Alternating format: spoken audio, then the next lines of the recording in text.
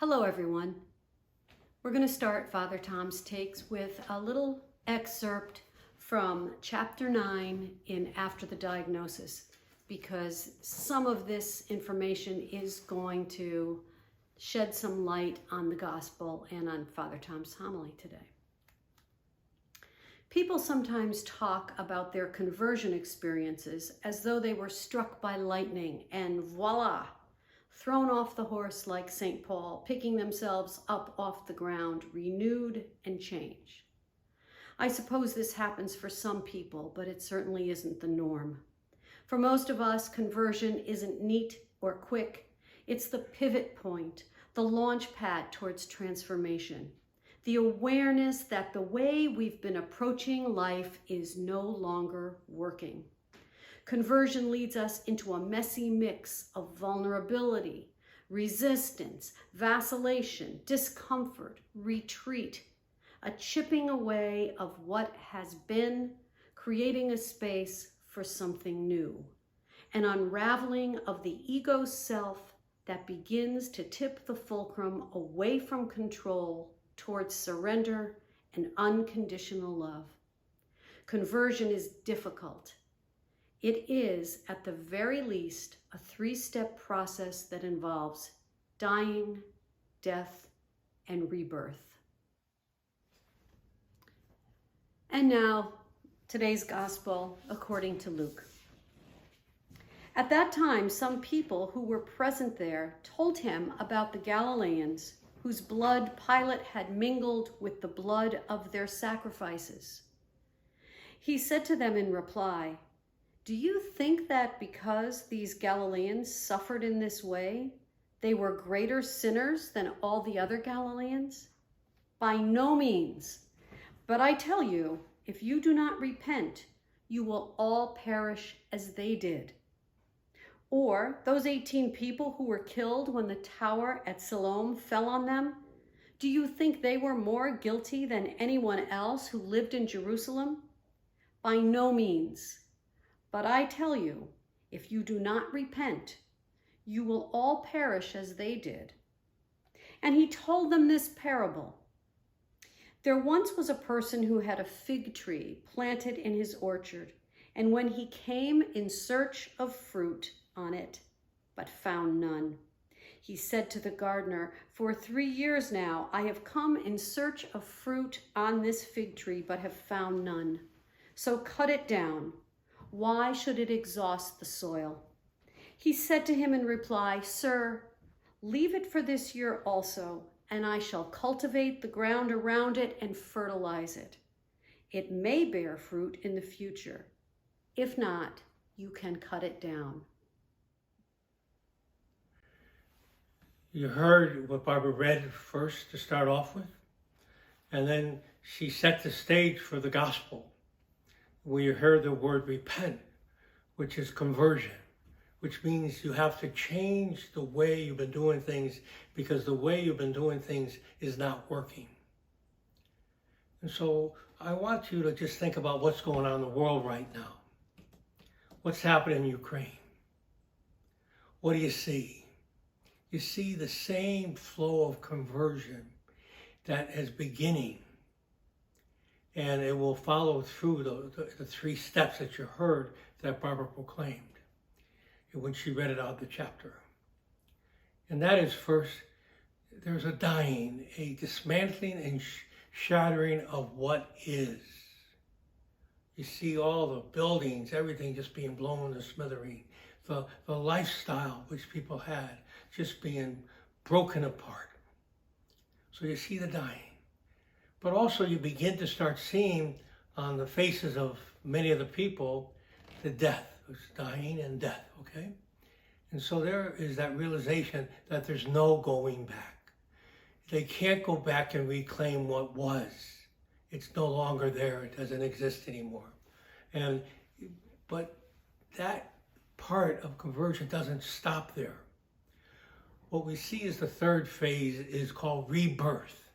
An unknown future we can't imagine that will only gradually be revealed. So that piece there is such important for us to understand because that's what Jesus was saying when he talked to the people. He said, you got to repent.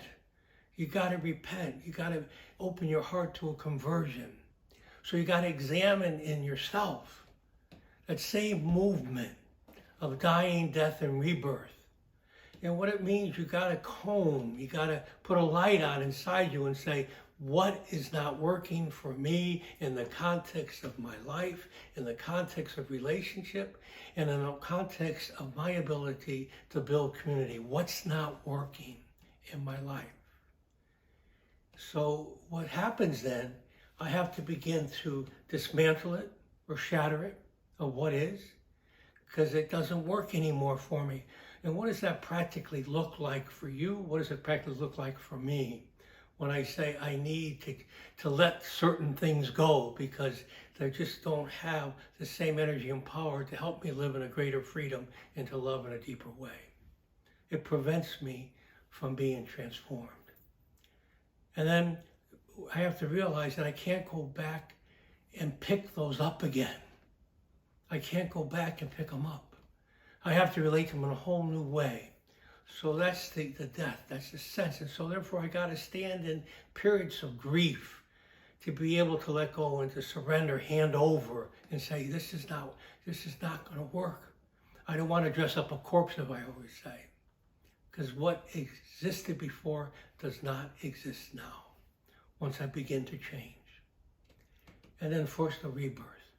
How do I become open to, how do I let God begin to speak to my heart in the deep stillness of my soul, a unknown future that is gradually being revealed to me as I'm seeking to put new pieces together in my life. It's a trial and error. I take 2 steps forward, 1 step back.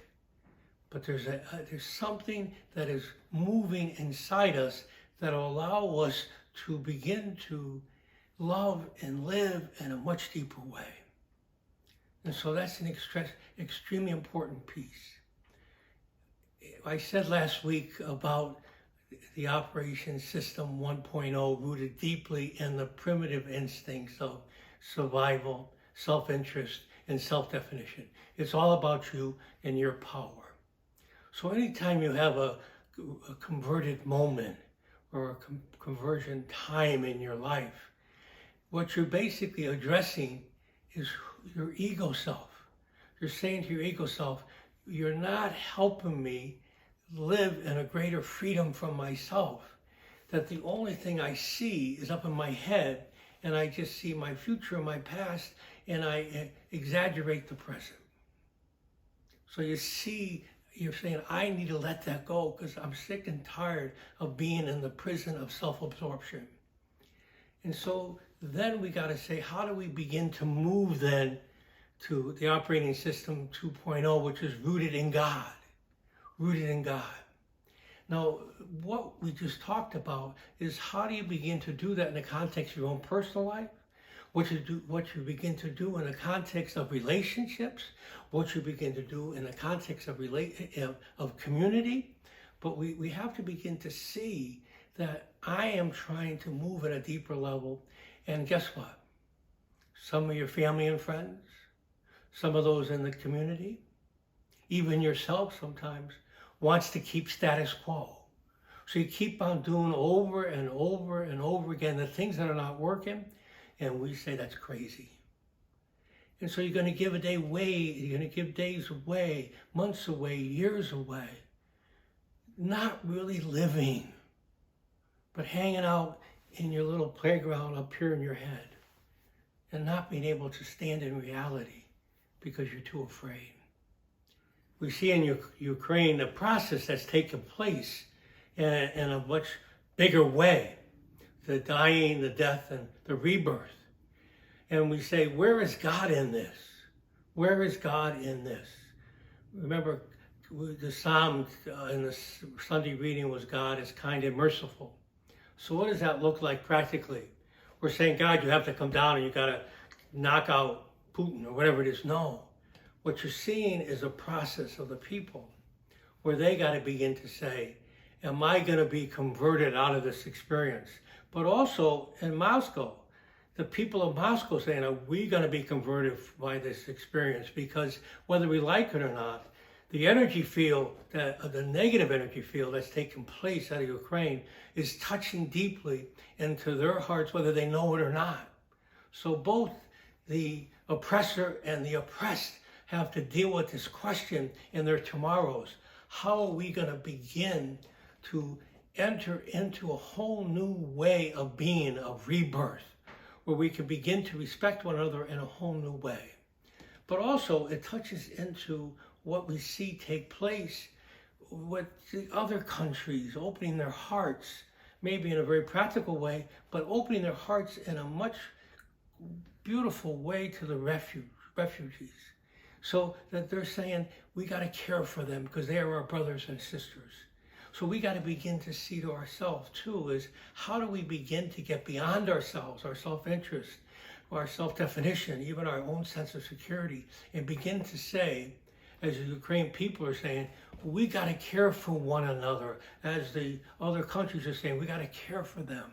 How do we in America begin to have that kind of conversion, that kind of sense that the way we've been operating, it needs to be shattered in some ways. It needs to recognize that there's no going back. It's not working for us as a people. We're so divided because how we're relating to one another is just not working. So we maybe have to go through a process, a different process, but a dismantling and shattering of what is. We may have to go through realization there's no going back to the way we want it to be. And then we have to be open in faith. Where is God in this? How is he revealing to us an unknown future that we can't even imagine now? So it's tied in all together, not only just personally, not only family and friends, but also the community we're a part of, but the world that we're a part of. In closing, Pope Francis said to us, listen, we got to get our act together along this climate difficulties. We're going to have to die to some of the stuff that we've been doing.